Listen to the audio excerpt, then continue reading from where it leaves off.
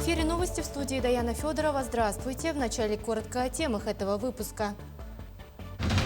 Сельхозпроизводители Якутии получили более 786 тонн топлива. На июль-август согласован общий объем постановок.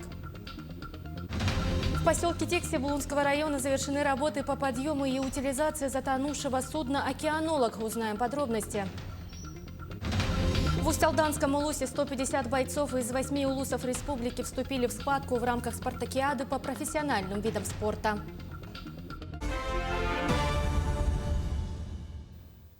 Сельхозпроизводители Якутии получили более 786 тонн топлива. На июль и август согласован общий объем поставок. Более 1500 тонн дизельного топлива и чуть больше 290 тонн бензина. Топливо предназначено для проведения работ по обработке чистых паров, посеву кормовых культур и заготовке кормов. Помимо этого утвержден порядок отпуска топлива сельхозтоваропроизводителям в специализированную тару. Добавим, что в кормозаготовительных работах во всех категориях хозяйств республики задействованы более 8 тысяч звеньев общей численностью более 20 тысяч человек.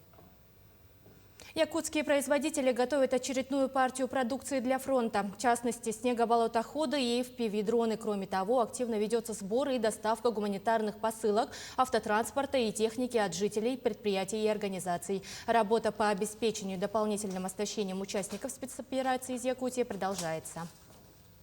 В целом, с начала 2026 года силами штаба выполнены порядка 40 рейсов по перевозке гуманитарных грузов, перевезено более 110 единиц транспортных средств, доставлено около 190 тонн наземных перевозок, гуманитарной помощи и адресных посылок.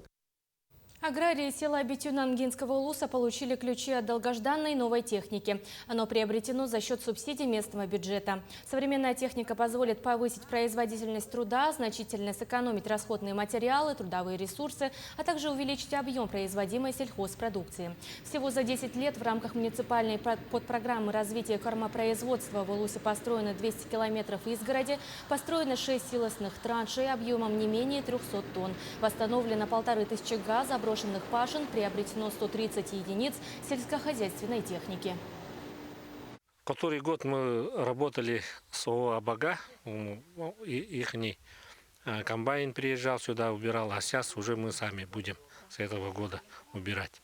И вот просьба Илдархану Асену Сергеевичу и Министерству сельского хозяйства, чтобы смотрели, у кого сколько площадей уборочных, по зерновым, по кормовым, у кого сколько коров, финансирование соответственно, чтобы больше было.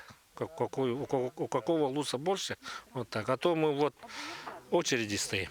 Уже 4-й год по очереди вот год настал типа. Поэтому тогда бы еще лучше бы шло быстро.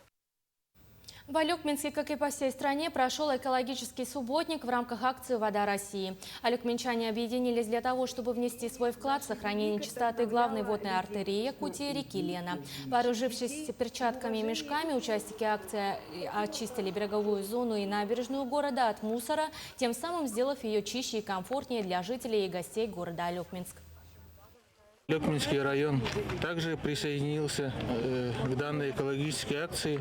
Сегодня вышли на субботник все организации и предприятия района, получается, вместе с руководителями. Данная акция создана для того, чтобы повысить экологическую грамотность, культуру нашего населения, и чтобы наши дети, наше будущее поколение уже ходили по чистой земле.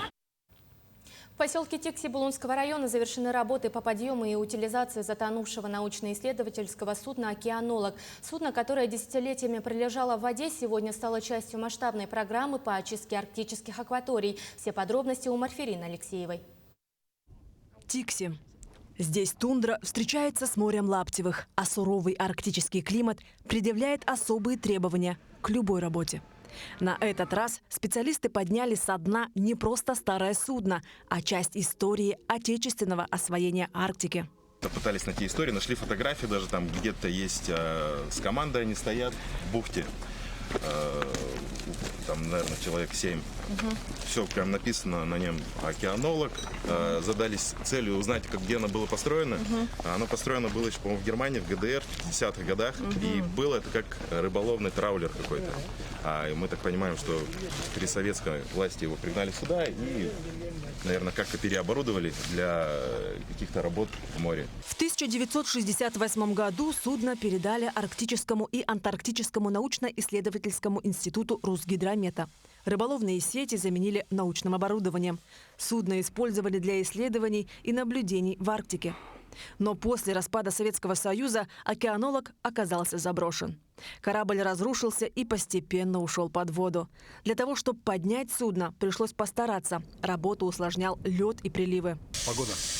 Очень влияла погода. И море Лаптевых, то есть у нас на Енисее маленько по-другому, то есть вода играет там 10-20 сантиметров. Здесь бывало то, что мы приходим с утра, она у нас 30 сантиметров, к вечеру она может доходить до метра. И то есть у нас процесс осложнялся из-за того, что мы начинаем откачивать воду, освобождать трюмна, погода резко меняется, ветер, шторм, все заливает. Опять отходим обратно на этап. Таким процессом работали. Первым этапом стал демонтаж капитанской рубки, так называемого киборга. После этого специалисты получили доступ во внутренние помещения судна. Корпус буквально резали по частям, одновременно извлекая мусор и металл. На сегодняшний день судно отправили в Якутск для последующей утилизации. Исполнители работ поделились, что прониклись историей судна и решили увезти фрагмент на память. Хотелось бы эту одну часть отрезать и у себя там, на базе, в офисе повешать, чтобы была память. Так вот запланировали, чтобы вспоминать деньки в Тиксе. Так океанолог завершил свою историю там, где когда-то начинал научную службу – в суровых арктических водах. Безопасность окружающей среды – главный приоритет операции. Утилизация океанолога – это первый этап масштабного федерального проекта «Генеральная уборка. Экологическое благополучие». До 2030 года планируется ликвидировать еще 11 объектов затонувшего флота. Марфирина Алексеева, Артем Алексеев, Тикси, Якутск. В преддверии нового учебного года в Бердянской школе имени Афанасия Осипова идет подготовка будущих первоклассников школьной жизни. Каждый день малыши знакомятся с новым распорядком. Для них проводят 3 занятия по полчаса с 10-минутными переменами. Ребят обучают письму, счету, развивают речь и общий кругозор. Учителя отмечают, что сложнее всего будущим первоклассникам даются уроки письма. Именно поэтому 3-е занятие проходит в форме развивающей игры для мелкой моторики. Дети рисуют и лепят из пластилина. Мне очень нравится тут учиться. И еще я люблю рисовать на уроке. И еще у меня много друзей хочу, чтобы было. Очень хочу учиться. Мне нравится эта школа, так же, как и садик. Учительница добрая, хорошая, всегда помогает, подсказывает. Музейная экспедиция проекта «Музейный дальний» прибыл в Нюрбинский район. В Музее дружбы народов имени Ксенофонта Уткина города Нюрба состоялась стратегическая сессия. Она объединила краеведов, археологов и экспертов в области социокультурного проектирования вокруг задачи развития территорий на основе историко-культурного наследия. В стратегической сессии в рамках проекта принимают участие эксперты из Москвы, так как данный проект продюсирует Ассоциация менеджеров культуры и проектный офис «Музейный дальний». История Великого озера Нюрба и связанные с ним предания, замысел проекта, его путь от интенсива к реализации задачи стратегической сессии. Одна из ключевых таких идей нашей программы «Музейный дальний» заключается в том, что музеи становятся активными субъектами развития территории. Музей часто для этого должен выйти чуть за периметр своей экспозиции, увидеть то, что связано с современными чаяниями и идеями развития места, увидеть те сюжеты, которые еще не вовлечены в музейную экспозицию.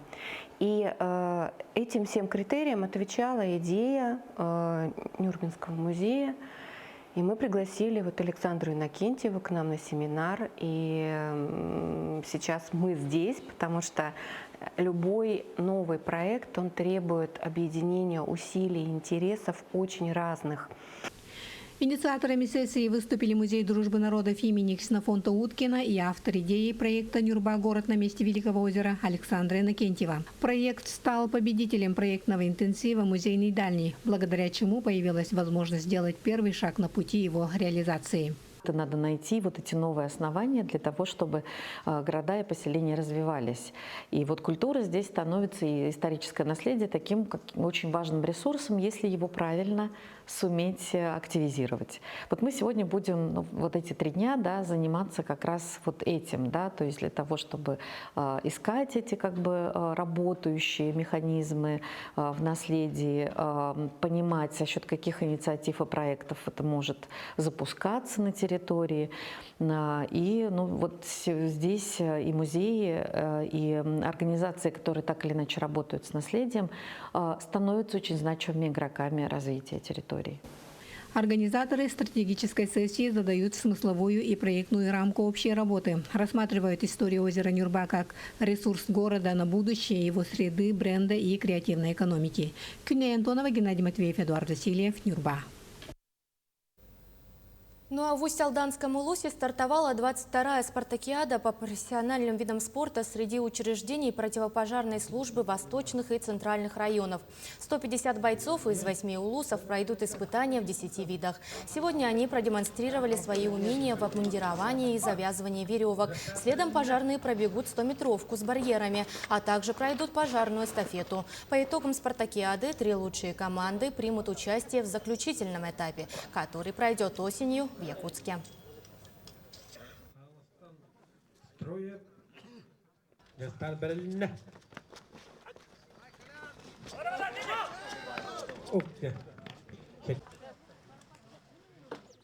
Наша спартакиада это позволяет нашим работникам сплотиться, создание коллектива пожарного братства. Ну и в первую очередь это повышение мастерства, профессионального мастерства и также профессионализма.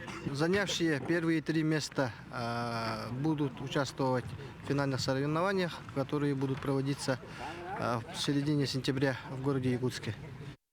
Это были все новости к текущему часу. До встречи в дальнейших эфирах.